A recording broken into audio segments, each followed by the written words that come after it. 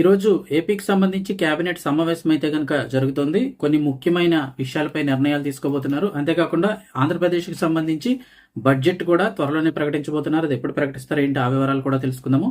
Video పూర్తిగా చూడండి. అలాగే తప్పకుండా ఒక లైక్ చేయండి. అప్డేట్స్ కోసం ఛానల్ని సబ్స్క్రైబ్ చేసుకోండి. ముఖ్యమంత్రి చంద్రబాబు అధ్యక్షతన వెలగపూడి సచివాలయంలో ఈ రోజు అయితే కనుక కేబినెట్ సమావేశం మొదలైంది ఉదయం. ఈ భేటీలో డిప్యూటీ సీఎం పవన్ కళ్యాణ్ తో పాటుగా మంత్రులు అలాగే సిఎస్ విజయనంద్, ప్రభుత్వ సలహాదారు అందరూ కూడా పాల్గొంటున్నారు. ఈ సమావేశంలో ప్రధానంగా ప్రముఖ పుణ్యక్షేత్రం అంటే చర్చించే అంశాలు ఏంటంటే ప్రముఖ పుణ్యక్షేత్రమైనటువంటి తిరుమల లడ్డు కల్తీ వ్యవహారంపై చర్చిస్తున్నారు. అదేవిధంగా రానున్న అసెంబ్లీ బడ్జెట్ సమావేశాలపై కూడా చర్చించనున్నారు. ఇక అలాగే తిరుమల శ్రీవారి లడ్డూ తయారీలో కల్తీ నెయ్యి వాడకంపై ప్రభుత్వం ఏర్పాటు చేసినటువంటి ప్రత్యేక దర్యాప్తు బృందం సిట్ ఏదైతే ఉందో ఇప్పటికే నివేదికను సిద్ధం చేసిన విషయం మనందరికీ తెలిసిందే.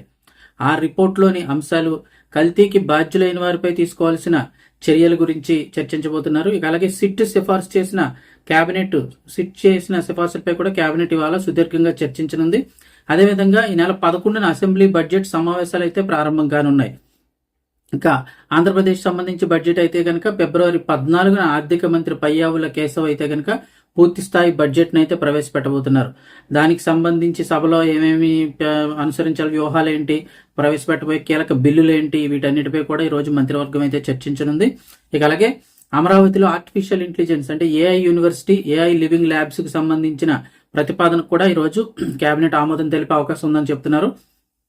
రాష్ట్రంలో పెట్టుబడులను ఆకర్షించే దిశగా పలు పారిశ్రామిక సంస్థలకు భూములను కేటాయించే అంశం కూడా ఈ రోజు మీటింగ్ లో అయితే కనుక చర్చించబోతున్నారు.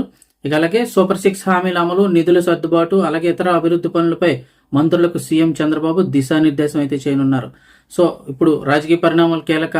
ఇప్పుడైతే కనుక చూస్తున్నారు కదా, ఒకరి మీద ఒకరు ఈ డిస్కషన్స్ ఉన్న టైంలో అయితే కనుక జరుగుతున్న ఈ కేబినెట్ సమావేశం అయితే కాస్త ప్రాధాన్యత సంతరించుకుందని చెప్పొచ్చు.